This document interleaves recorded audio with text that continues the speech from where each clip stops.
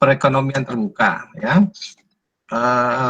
Ini materi ini Anda sudah terima, ya.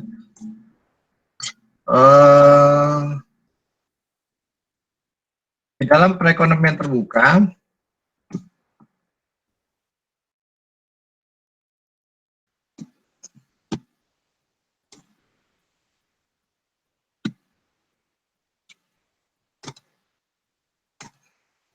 yang materi ini Anda bisa lihat, ya. Ya, bisa, Pak. Oke, ya. Dalam perekonomian terbuka nanti kita akan bagi perekonomian terbuka itu ada yang terbuka kecil dan terbuka besar, ya. Yang pertama ingin kita lihat apa bedanya perekonomian terbuka dan tertutup, ya. Kalau perekonomian tertutup itu artinya adalah seluruh produksi dalam negeri itu dikonsumsi di dalam negeri, ya, tidak ada yang diekspor, ya. Begitu juga kita tidak mengimpor, tidak mengkonsumsi barang dari luar negeri, ya. Nah, berbeda dengan perekonomian terbuka, ya. Ketika perekonomian itu terbuka, artinya antar negara itu sudah mulai melakukan ekspor impor, ya. Kita mulai mengkonsumsi barang produksi dari luar negeri atau kelebihan produk dari dalam negeri dibawa ke luar negeri. Itu adalah perekonomian yang bersifat terbuka. Maka dalam persamaan pendapatan nasional kita nanti, ya, Y, ya, adalah sama dengan konsumsi tambah investasi tambah belanja pemerintah. Nanti karena perekonomian terbuka kita tambahkan variabel neraca perdagangan, ya, ekspor dikurangi impornya, ya. Nah, ini adalah contoh bagaimana tingkat ekspor impor suatu negara, gitu, ya. Misalnya di negara di tingkat persentase, ya. Misalnya di Amerika ini, ya, persentasenya adalah ekspor impornya adalah 15%, ya. Ekspornya 10%, impornya 15%, gitu, ya. Ini persentase ini menggambarkan seberapa besar perekonomian suatu negara itu terbuka, ya. Semakin banyak ekspor impornya, ya, semakin terbuka negara itu, ya. Di sini lihat misalnya Jerman, gitu, ya, mempunyai ekspor impor yang sangat tinggi, ya. Berarti negara ini sangat terbuka, ya. Jadi kalau negara itu terbuka, ya, akibatnya adalah kalau ketika terjadi suatu peristiwa yang ada mempengaruhi pasar internasional, itu juga akan berpengaruh terhadap kondisi perekonomian di dalam negerinya, gitu, ya. Nah, itu adalah ekspor impor, ya. Apa namanya, perbedaan perekonomian terbuka dan tertutup, gitu, ya. Terus ada juga terbuka itu dibagi dua, ada yang terbuka kecil, ada yang terbuka besar, gitu, ya. Kalau perekonomian yang terbuka kecil, gitu, ya, artinya segala kondisi yang ada di suatu negara itu tidak berpengaruh terhadap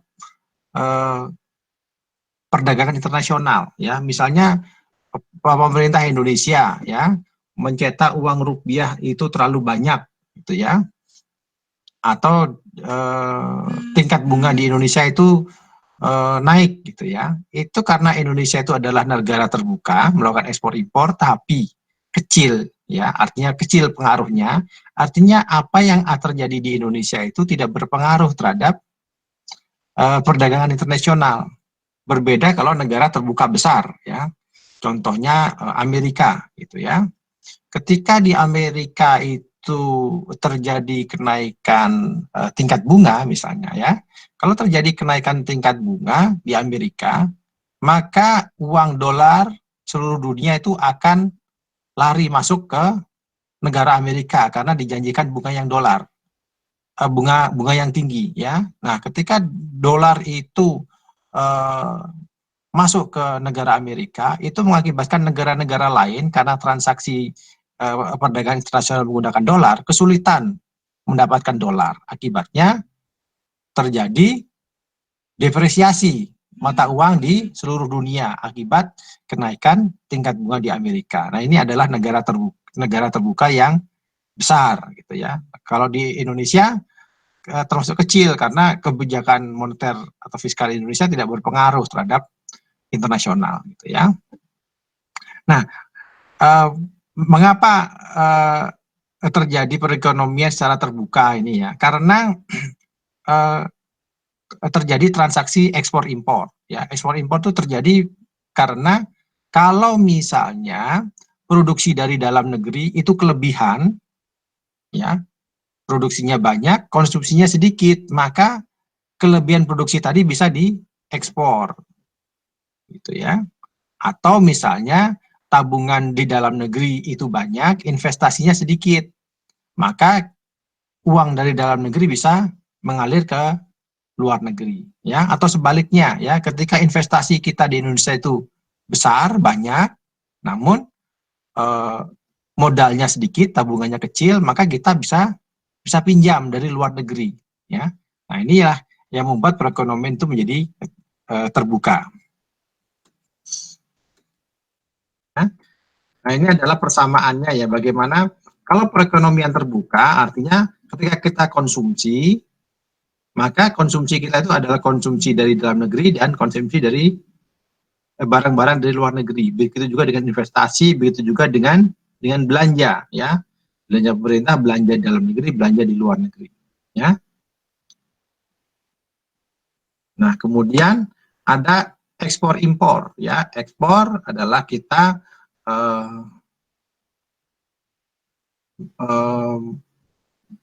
mengeluarkan uang, ya, atau kita memperoleh uang karena kita menjual barang ke luar negeri. Kalau impor, ya, kita mengeluarkan uang untuk memasukkan barang dari luar negeri, ya. Komponen impor adalah konsumsi impor, investasi luar negeri, dan belanja di luar negeri. Maka dalam persamaan ini nanti akan kita lihat, nah kalau faktor-faktor luar negerinya kita kumpulkan jadi satu, ya, maka ini adalah impornya, ya. Ini adalah pendapatan yang kita peroleh, pengeluaran kita yang pengeluaran yang diperoleh dari orang luar negeri belanja di Indonesia dan kemudian dikurangi dengan belanja kita ke luar negeri, ya. Inilah yang membentuk impor, ya. Akan raca perdagangan itu adalah ekspor dikurangi impor, ya. Atau raca perdagangan itu adalah, ya, output pendapatan nasional dikurangi dengan belanja di dalam negeri. Kalau surplus artinya adalah ekspor lebih besar dari impor, gitu ya. Kalau defisit, gitu ya, artinya adalah impornya lebih besar daripada ekspornya.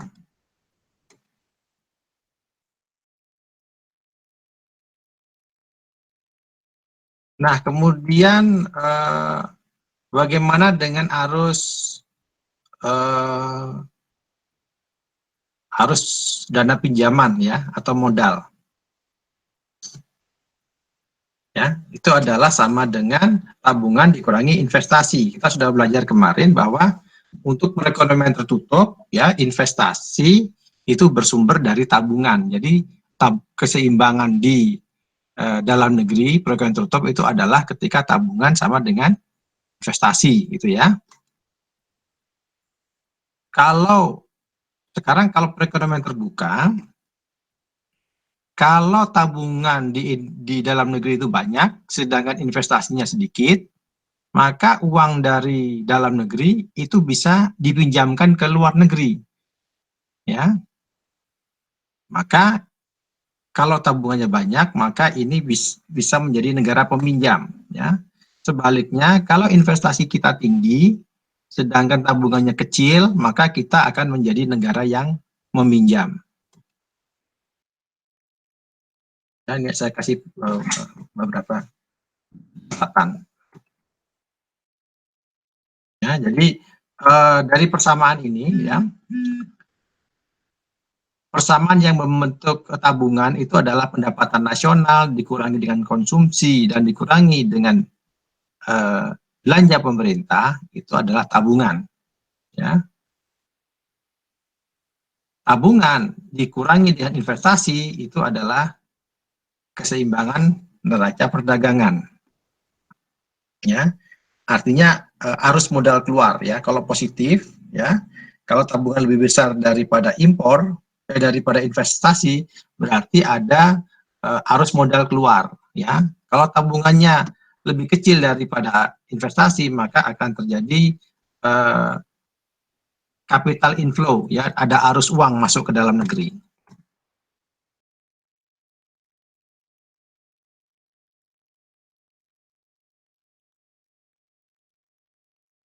Nah, ini bagaimana kita menggambarkan hubungan ya yang di uh, uh, bagaimana selisih antara investasi dengan tabungan. Ya. Selisih antara investasi dan tabungan itu adalah menggambarkan neraca perdagangan ya yang di bawah ya, kurva yang di bawah.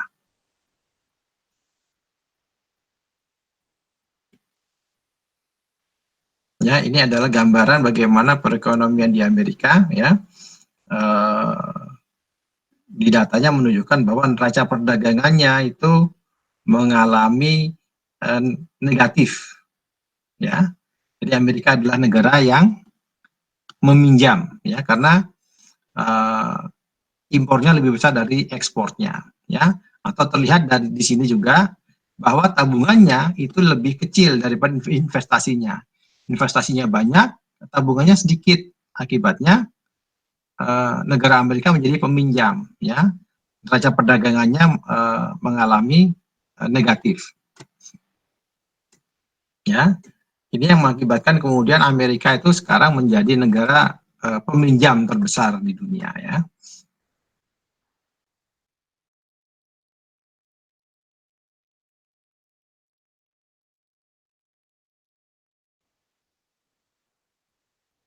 Nah, kita juga sudah membahas ya bagaimana keseimbangan dana pinjaman pada perekonomian tertutup ya. Itu mempunyai variabel-variabel yang sama ketika kita juga membahas perekonomian yang terbuka kecil, gitu ya. Bagaimana fungsi produksi, fungsi konsumsi dan fungsi investasinya ya. Itu mempunyai kemiripan ya. Nah, di mana kalau fungsi produksi ya itu adalah dipengaruhi oleh faktor modal dan tenaga kerja. Kemudian konsumsi itu adalah konsumsi yang disposable ya. Kemudian fungsi investasi itu adalah investasi dipengaruhi oleh tingkat bunga ya. Kemudian terkait dengan kebijakan pemerintah ya, tingkat belanja dan tingkat pendapatan dari pajaknya. Nah, kita juga sudah membahas kemarin bagaimana tingkat tabungan di dalam suatu perekonomian itu tidak dipengaruhi oleh tingkat bunga, ya. Bahwa tabungan itu adalah selisih antara pendapatan dikurangi dengan konsumsi dan dikurangi dengan belanja pemerintah, ya, sehingga kurvanya berbentuk vertikal. Kemudian asumsi yang akan kita buat di dalam analisis perekonomian terbuka kita itu adalah kita tidak membedakan ya antara investasi dalam negeri dan luar negeri ya. Artinya kita asumsi kita anggap bahwa kalau kita investasi di dalam negeri itu sama dengan investasi di luar negeri ya. Kalau kita investasi dalam negeri dapat keuntungan 10%, maka juga kalau ke investasi ke luar negeri kita juga sama dapat keuntungan 10% gitu ya. Kita tidak memperdulikan misalnya faktor risiko ya, jatuh tempo dan sebagainya. Ini asumsi. Kemudian untuk menggambarkan lebih mudahnya perekonomian terbuka, kita mengasumsikan bahwa arus modal keluar masuk dari suatu negara itu tidak ada peraturan yang membatasi ya. Kalau Indonesia itu ingin pinjam dari luar negeri, maka bisa langsung dilaksanakan ya, tanpa ada peraturan yang menghambat. Itu juga orang luar negeri. Kalau orang luar negeri ingin menginvestasi ke Indonesia, maka tidak ada peraturan yang menghambat, bisa langsung ya, bisa keluar masuk secara mudah ya. Kemudian asumsi kita adalah perekonomian kita adalah perekonomian terbuka yang kecil ya, seperti Indonesia tadi ya, bahwa apapun kebijakan yang ada dibuat di Indonesia itu tidak berpengaruh terhadap keseimbangan perdagangan, neraca perdagangan ya. Jadi tingkat bunga yang dipakai itu adalah tingkat bunga dunia, R bintang ya, tingkat bunga dunia. Jadi tingkat bunga di Indonesia, R di Indonesia, meskipun naik atau turun itu tidak berpengaruh terhadap tingkat bunga yang berlaku di dunia internasional, R bintang.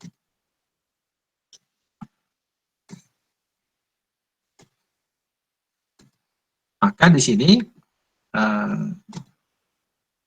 sama dengan di dalam negeri ya, tingkat bunga dunia itu akan menyeimbangkan antara permintaan investasi dengan tingkat bunga ya. Kalau tingkat bunga dunia itu semakin menurun ya, maka investasi akan semakin meningkat ya. Nah, kita kemarin sudah belajar bagaimana keseimbangan permintaan uang dan penawarannya di perekonomian tertutup, gitu ya. Bahwa ini adalah perekonomian tertutup ya, bahwa tingkat bunga itu menyeimbangkan antara permintaan investasi dengan tabungan ya. Artinya kalau tingkat bunganya naik ya, maka tabungannya lebih banyak daripada permintaan investasi. Maka agar tabungan itu bisa digunakan untuk investasi, maka tingkat bunga harus diturunkan gitu ya. Demikian juga sebaliknya, kalau tingkat bunga dalam perekonomian tertutup itu lebih rendah, investasinya permintaannya tinggi tapi uangnya kurang ya, maka untuk menuju keseimbangan maka tingkat bunganya dinaikkan menuju ke keseimbangan. Itu kalau perekonomian tertutup.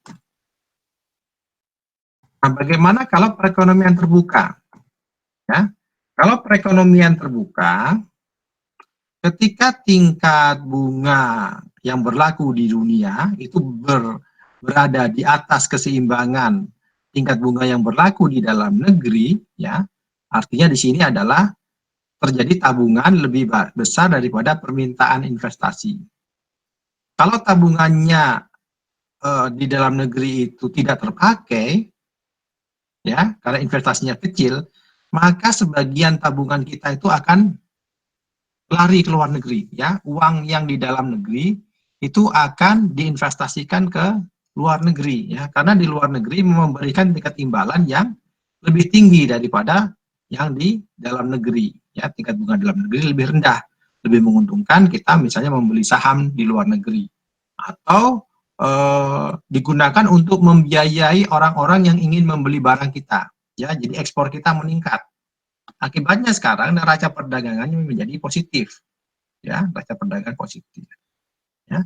Begitu juga nanti sebaliknya, bagaimana kalau tingkat bunga di internasional ini lebih rendah daripada tingkat bunga di dalam negeri, maka itu akan terjadi sebaliknya, ya, akan terjadi defisit.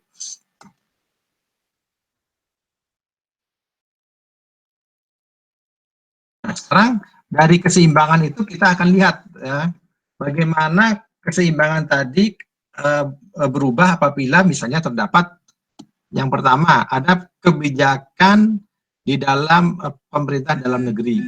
Kemudian bagaimana kalau ada perubahan kebijakan negara-negara di luar negeri. Ya. Kemudian bagaimana kalau terjadi kenaikan permintaan investasi. Ya.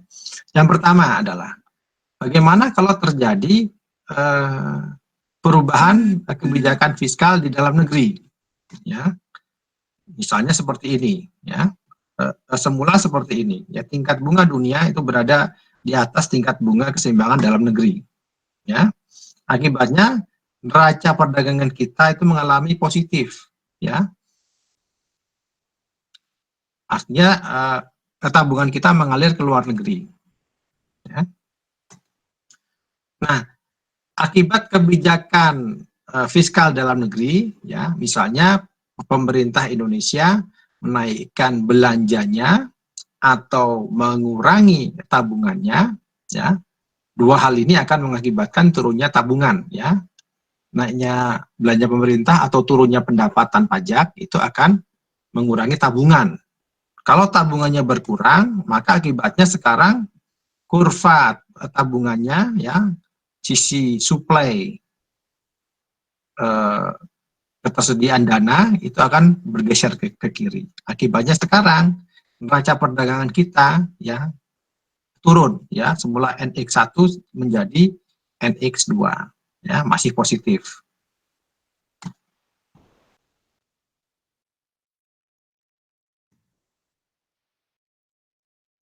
Nah, ini juga yang bisa menggambarkan bagaimana hubungan antara eh, defisit anggaran dengan neraca perdagangan, gitu ya. Mereka berhubungan negatif, ya, berlawanan, ya. Ketika eh, anggaran pemerintah itu defisit, ya, artinya tabungannya itu berkurang, maka akibatnya itu adalah net ekspornya itu turun, ya, net ekspornya turun, artinya kita perlu meminjam dari luar negeri, ya.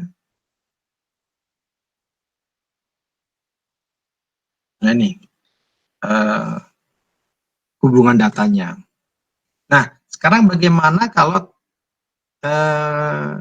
terjadi kebijakan fiskal tapi di luar negeri, ya. Misalnya sekarang negara-negara di luar negeri itu menerapkan kebijakan yang ekspansif, ya, meningkatkan belanja misalnya, ya, belanja luar negeri di negara-negara dunia itu naik, ya. Kalau belanja luar negeri di negara-negara itu naik, di luar negeri itu naik, ya, maka kebutuhan mereka akan dana itu meningkat, ya.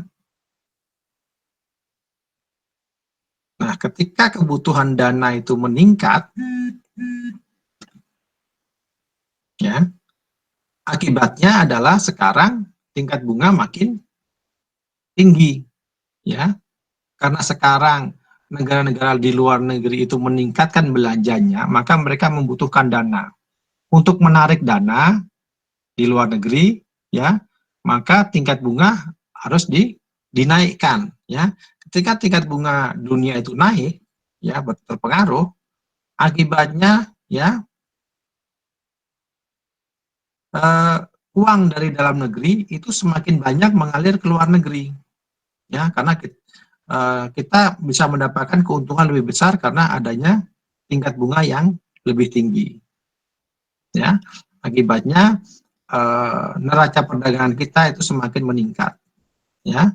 Investasi dalam negeri menjadi turun, ya, karena digunakan untuk membiayai ekspor, ya. Ekspor kita meningkat.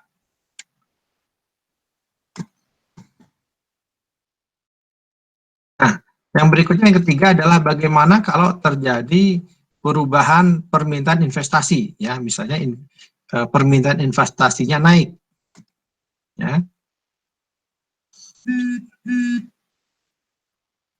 Misalnya permintaan investasi naik, ya, mungkin karena pemerintah mengurangi pajak investasi, ya, memberikan subsidi atas investasi, ya, memberikan kemudahan, maka akibatnya permintaan investasi naik, maka kurva permintaan investasi bergeser ke kanan, ya. Akibat kenaikan permintaan investasi ke kanan, ya, mengakibatkan sekarang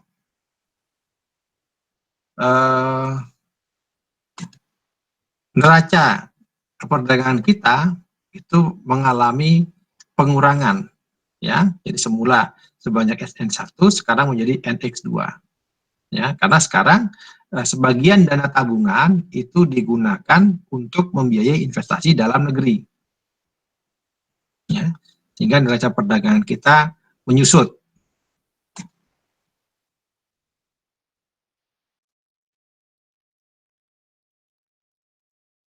Ya. Nah ini kalau menggambarkan data ya bagaimana yang di atas itu adalah neraca perdagangan di Amerika, ya, di mana neraca perdagangannya itu adalah negatif, ya, yang itu adalah menunjukkan selisih antara tabungan dengan investasi, ya. Jadi kita lihat di tahun-tahun 2005 misalnya neraca perdagangannya negatif karena eh, tabungan pemerintah nasionalnya itu kecil, sedangkan investasinya itu lebih besar, ya. Akibatnya di negara Amerika ini mereka lebih banyak mengandalkan pinjaman untuk membiayai investasinya, ya. Akibatnya ini negatif.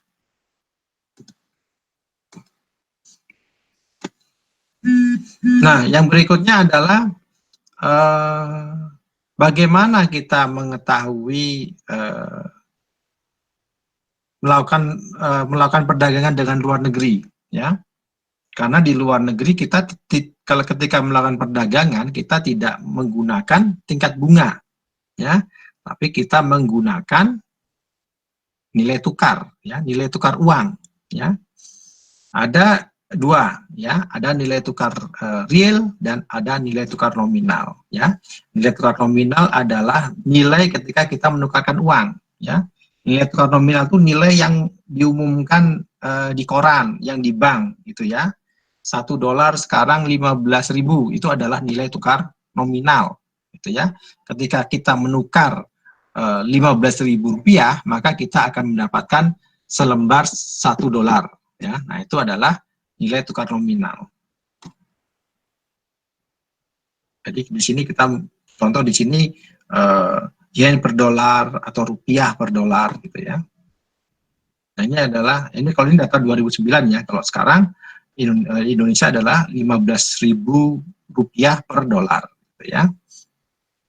Jepang misalnya sekarang adalah berapa ya, 120 yen sekarang per dolar, gitu ya. Nah, sedangkan nilai tukar real, ya, kurs real adalah nilai tukar ketika kita menukarkan barang, ya, dalam negeri, ya, dengan menggunakan nilai uang di luar negeri, ya. Berapa harga barang di Indonesia ketika digunakan transaksi dengan nilai uang asing, gitu ya. Atau nilai real itu juga bisa menggambarkan nilai pertukaran antar suatu barang, ya, antar dua negara.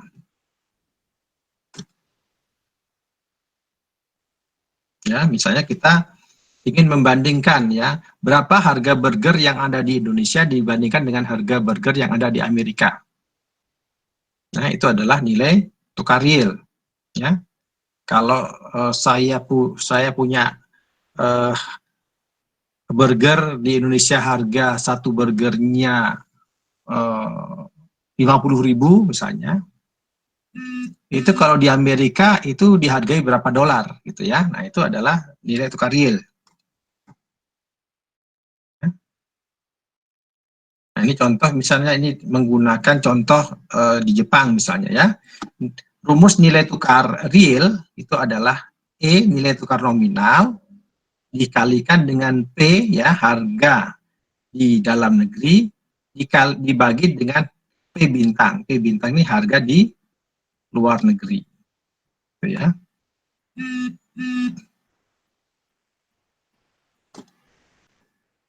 Nah, untuk lebih mudahnya contohnya seperti ini, ya. Kalau di Jepang harga burger itu adalah 200 yen, kemudian harga satu burger di Amerika itu adalah $2,5, kemudian nilai tukar yen Jepang dengan Amerika itu adalah 120 yen per dolar, maka nilai tukar realnya itu adalah nilai tukar nominal dikalikan dengan harga dalam negeri dibagi dengan harga di luar negeri, ya. Harga dalam negerinya, ya, $2,5, ya. Kemudian kurs rupiah ke yen, ya, yen ke dolar adalah 120 dibagi dengan 200 yen, ya. Artinya kalau harga di Amerika itu, harga burger di Amerika itu dihargai sebesar 300 yen, ya, kalau menggunakan kurs sebesar 120 ini, ya. Sedangkan harga burger di Jepang itu adalah 200, ya. Artinya adalah harga burger di Amerika itu 1,5 kali dari harga burger yang ada di Jepang, ya. Harga burger di Amerika lebih mahal daripada harga burger di Jepang, ya. Ini adalah nilai tukar real, ya.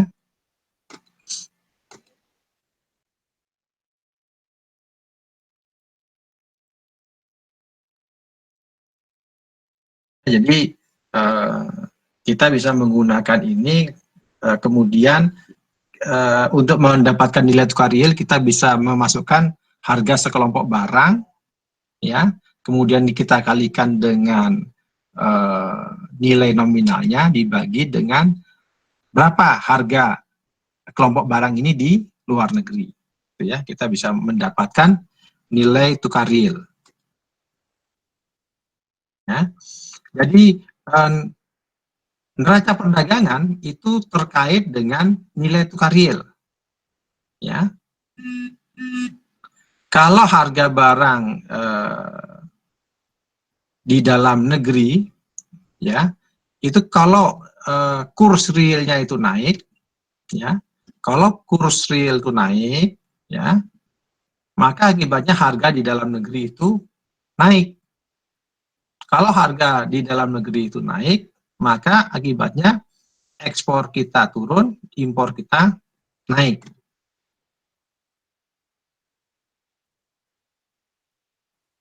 ya.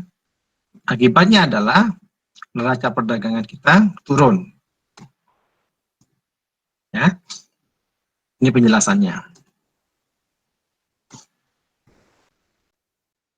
Ini adalah hubungannya bagaimana tingkat perdagangan, ya, itu kemudian berhubungan berlawanan dengan net ekspor, ya. Kalau ekspor kita turun,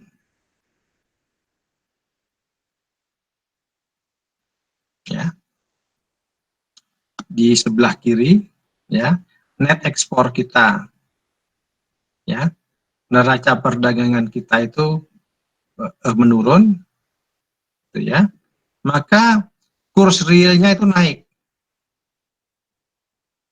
Kurs real itu adalah naik.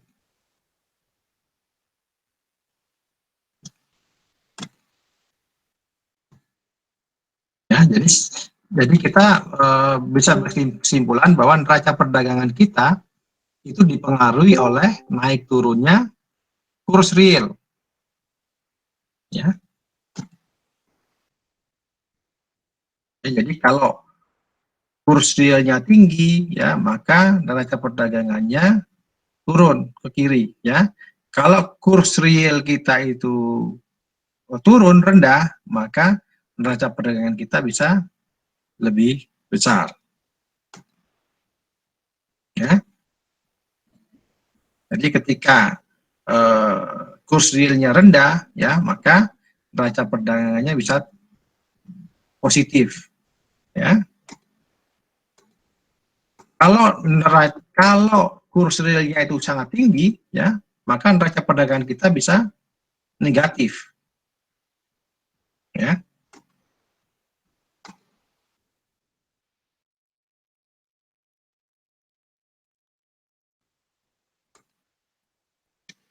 Ya, jadi keseimbangan antara neraca perdagangan, ya, dengan supply dari ketersediaan dana yang akan dipinjamkan, ya, itu dipengaruhi oleh tingkat kurs real, ya.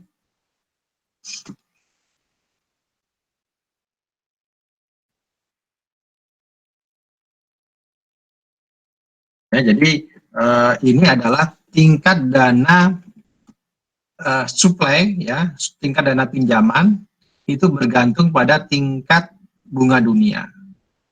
Kemudian neraca perdagangan itu tergantung dari kurs real, ya, keseimbangannya. Inilah yang membentuk keseimbangan kurs real.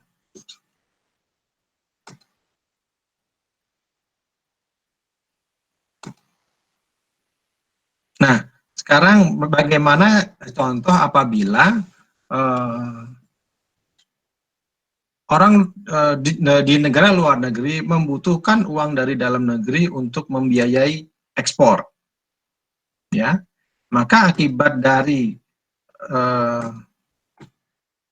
kemudian dari sisi permintaan, ya, begini maksudnya, keseimbangan di neraca perdagangan, ya, di pasar uang luar negeri ini, ya, sisi permintaan, ya, itu adalah menggambarkan berapa banyak orang dari luar negeri menginginkan uang dari dalam negeri, ya, uang dari negara kita untuk membiayai perdagangannya, ya. Ini adalah sisi permintaan.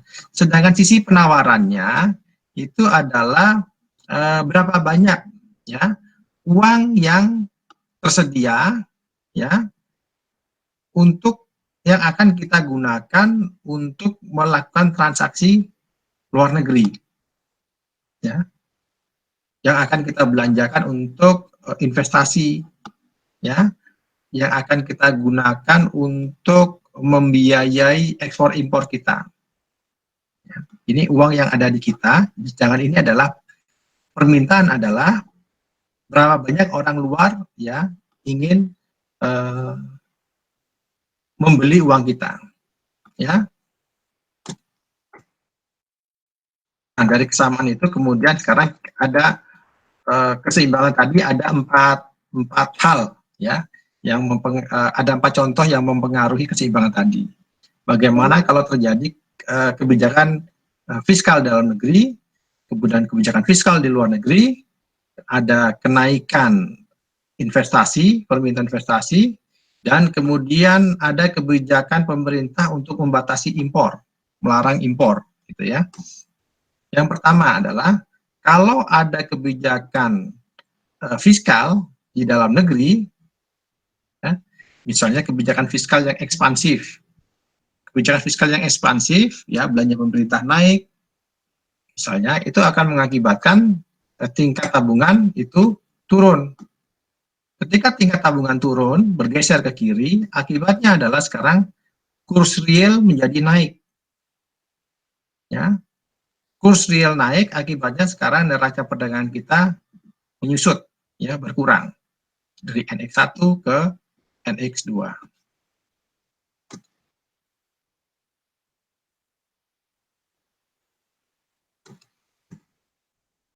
Kemudian bagaimana kalau sekarang kebijakan di luar negeri, ya, misalnya negara-negara di luar negeri itu membuat kebijakan, ya, meningkatkan belanjanya, ya. Akibatnya, akibat kenaikan tingkat bunga, ya, akibat negara di luar negeri itu melakukan ekspansif, maka permintaan tabungan naik, akibatnya sekarang makin banyak uang kita mengalir ke luar negeri, suplai kita menjadi meningkat. Akibatnya sekarang neraca perdagangan kita mengalami kenaikan dan kemudian kurs realnya mengalami penurunan.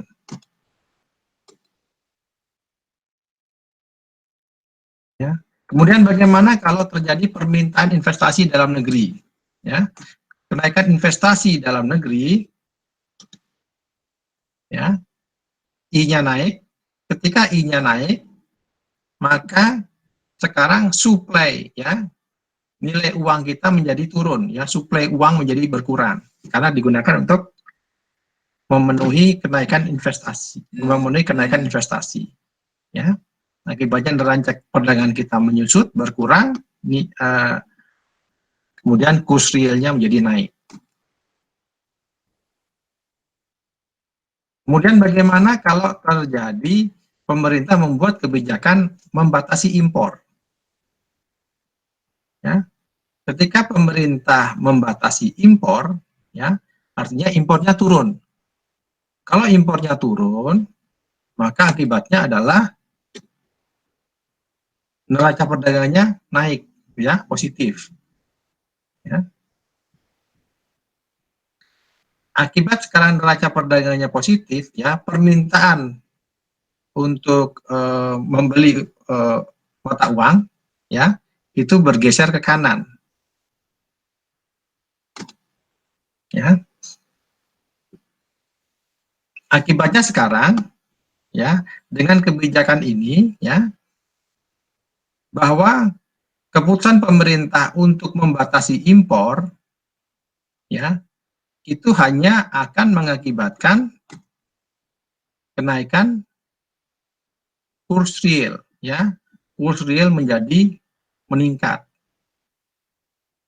ya, karena ketika permintaan bergeser ke kanan, ya, neraca perdagangan ikut ke kanan, namun karena kurs real kita naik, ikut naik juga, maka ini menekan sisi ekspor kita, sehingga nilai uang kita menjadi lebih mahal, sehingga akibatnya kembali ke neraca perdagangan semula.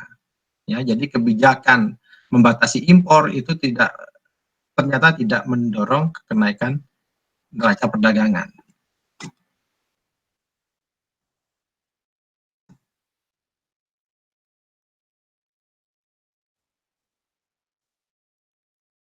Nah, kemudian kita tadi sudah membahas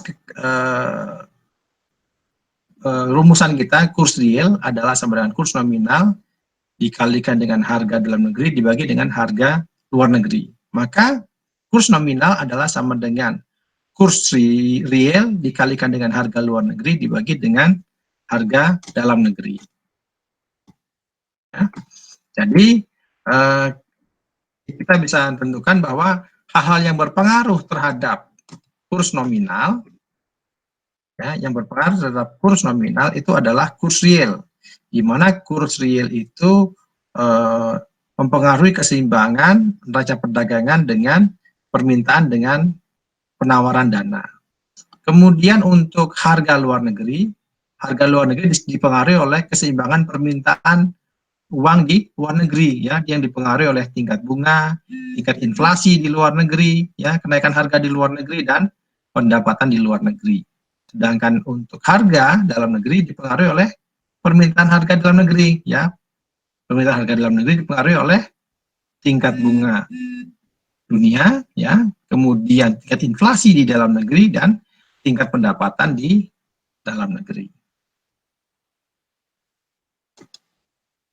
Ya, maka dari persamaan ini kita bisa melihat, ya, bahwa perubahan naik turunnya kurs nominal, ya, naik turunnya kurs nominal itu dipengaruhi oleh perubahan kurs real ditambah dengan perubahan harga atau inflasi luar negeri dikurangi dengan inflasi dalam negeri, ya. Kalau kurs real itu kita anggap tetap, gitu ya, perbandingan antara harga suatu barang dibandingkan dengan nilai di luar negeri dan dalam negeri tetap, kalau ini kita anggap tetap, maka yang berpengaruh terhadap perubahan kurs nominal itu adalah inflasi luar negeri dikurangi dengan inflasi dalam negeri. Ya. Kita sudah tahu kemarin bagaimana inflasi itu antara dipengaruhi oleh apa, misalnya oleh jumlah uang beredar misalnya, ya. Maka bisa kita lihat, ya, dari persamaan tadi, ya, ketika inflasi suatu negara itu besar, ya, maka tingkat nilai tukarnya itu juga mempunyai pengaruh yang sangat besar, ya. Semakin tinggi inflasinya, maka tingkat nilai tukar nominalnya juga akan berubah sangat besar, ya. Namun untuk negara dengan tingkat kursnya yang kecil, ya, maka nilai tukar nominal uangnya juga mempunyai pengaruh yang kecil, ya, naik turunnya kecil.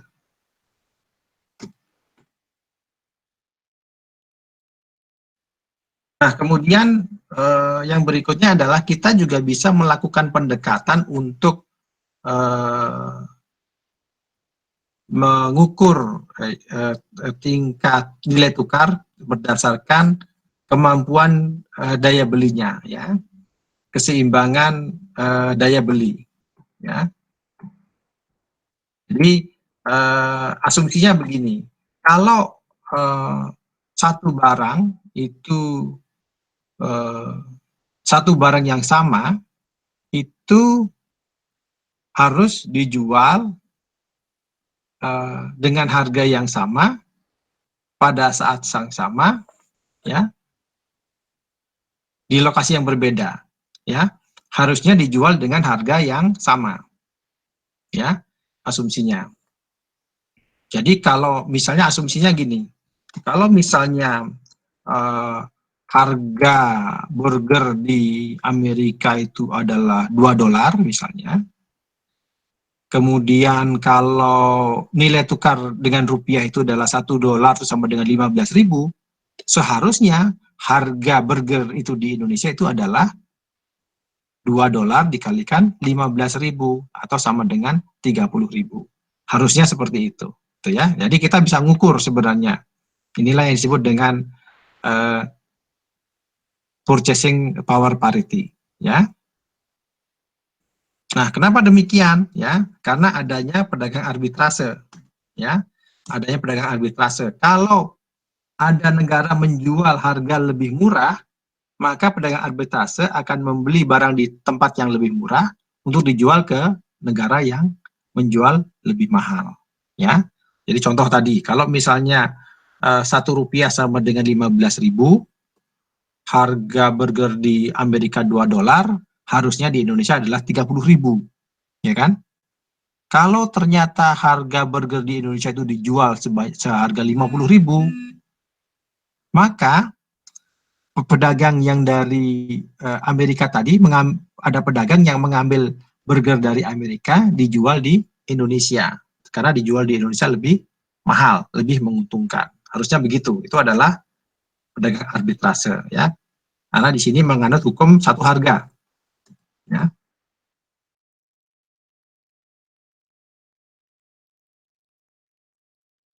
Jadi perbandingan harganya adalah nilai tukar nominalnya itu adalah perbandingan harganya, ya. Kalau nilai tukar realnya itu adalah sama dengan 1.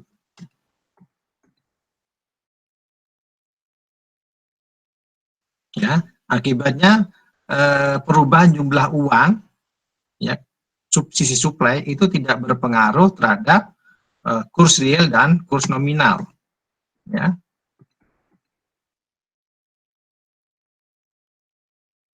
Namun pendekatan ini ternyata tidak berlaku di dunia, ya. Yang pertama adalah karena tidak semua barang bisa dipindahkan, ya. Tidak semua barang dan jasa itu bisa dengan mudah kita pindahkan, ya. Kalau tadi burger mungkin masih mungkin, tapi kalau jasa misalnya, jasa tukang cukur di Amerika lebih mahal daripada di Indonesia, ya, apakah kemudian tukang cukurnya kita suruh pindah ke Amerika gitu, ya.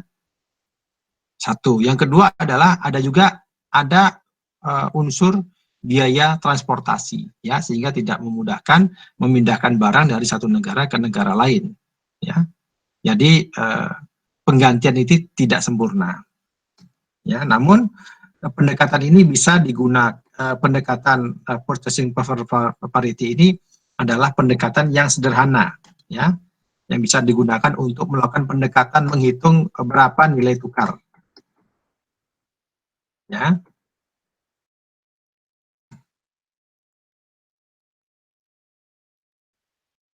Nah, ini adalah beberapa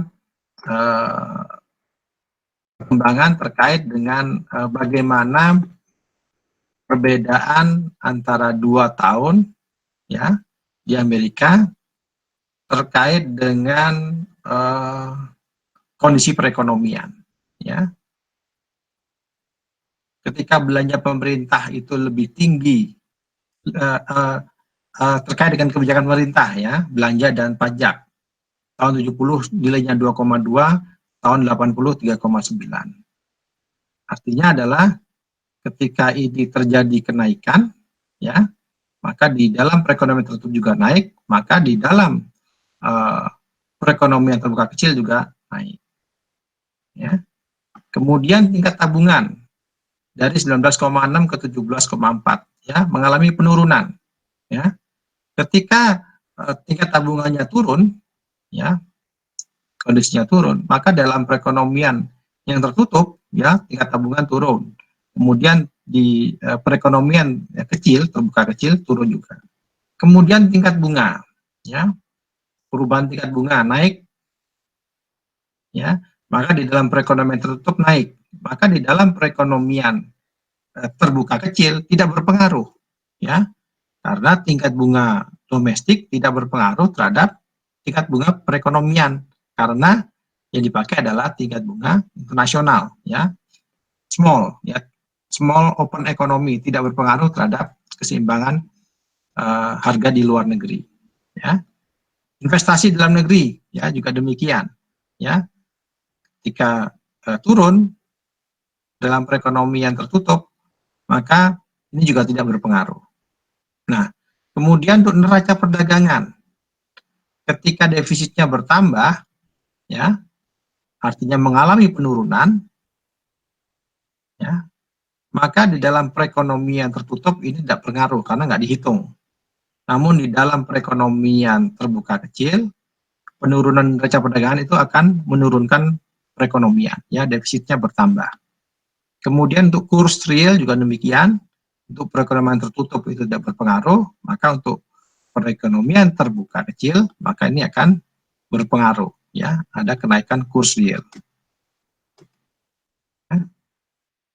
Yang berikutnya nanti Anda akan lihat bagaimana perekonomian terbuka besar, gitu ya. Ternyata seperti Amerika, gitu ya, beberapa kebijakannya itu mengakibatkan pengaruh atas tingkat perekonomian dunia, ya, sehingga kebijakan apapun yang dibuat oleh pemerintah Amerika, ya, meningkatkan belanjanya, meningkatkan pajaknya, meningkatkan bunganya, itu berpengaruh terhadap perekonomian dunia.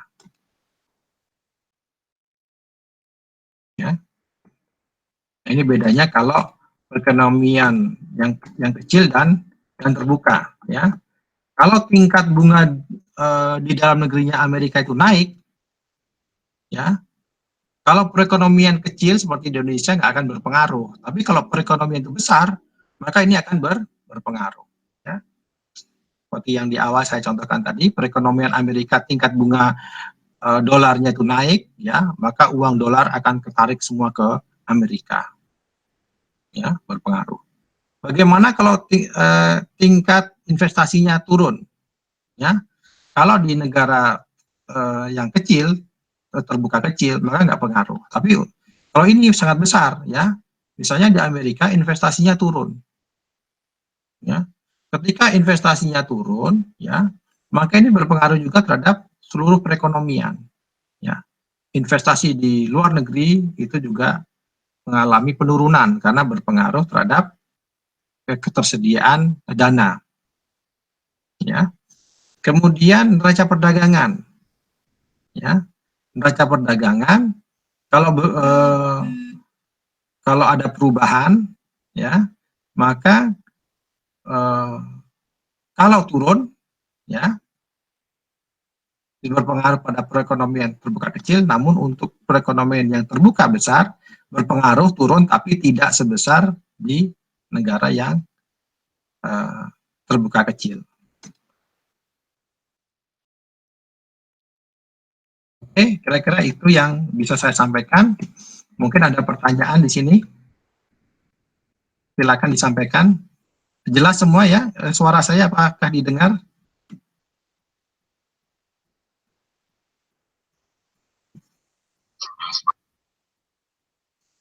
Ada pertanyaan nggak?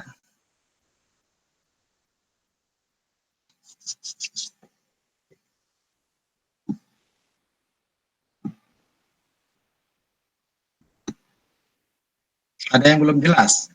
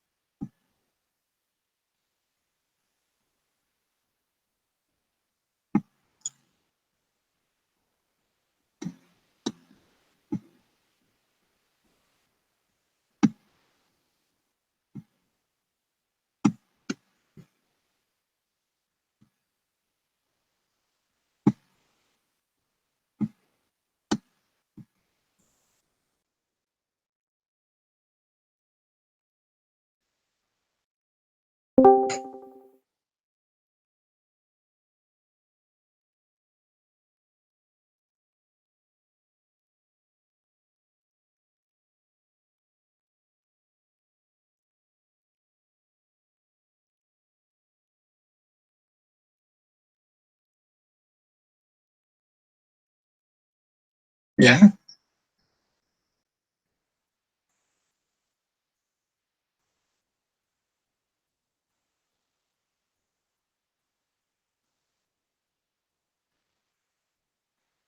Uh, ada banyak negara misalnya seperti di Eropa itu kan apa euro kan juga berpengaruh ya, itu juga berpengaruh ya kalau misalnya negara-negara di Eropa misalnya ya secara serentak melakukan kebijakan yang ekspansif ya misalnya ya sekarang contohnya seperti terjadi eh, pengeluarannya meningkat misalnya ya negara-negara di Eropa misalnya karena untuk meningkatkan perdagangan atau mengatasi krisis ekonomi di negaranya, kalau belanja mereka negara-negara maju itu meningkat, itu ya, maka itu juga akan berpengaruh kepada perdagangan internasional, ya. Mereka akan membutuhkan lebih banyak uang, ya. Akibat membutuhkan lebih banyak uang, ya, maka eh, tingkat suku bunga dunia akan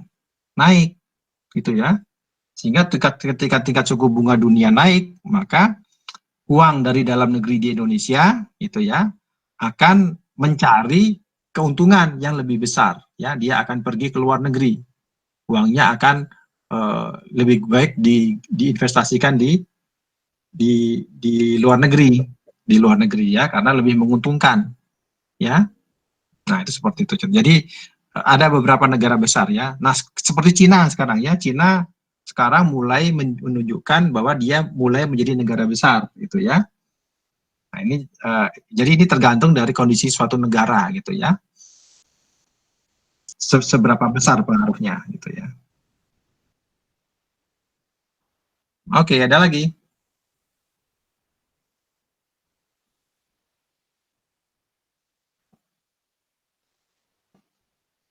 Jelas semua ya?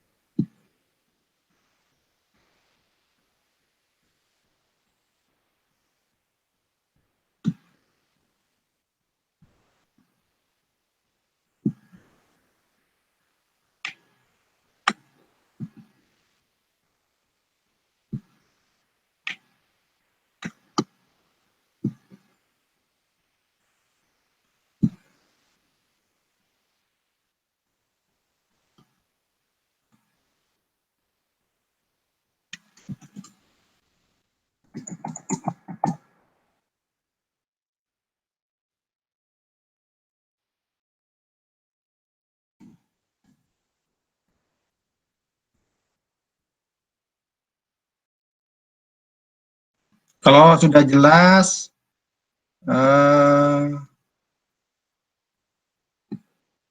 Anda silahkan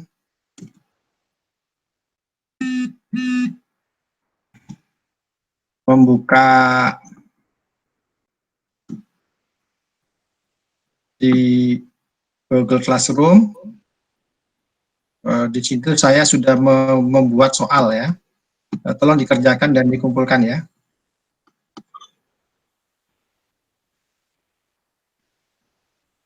Hanya satu soal saja kok.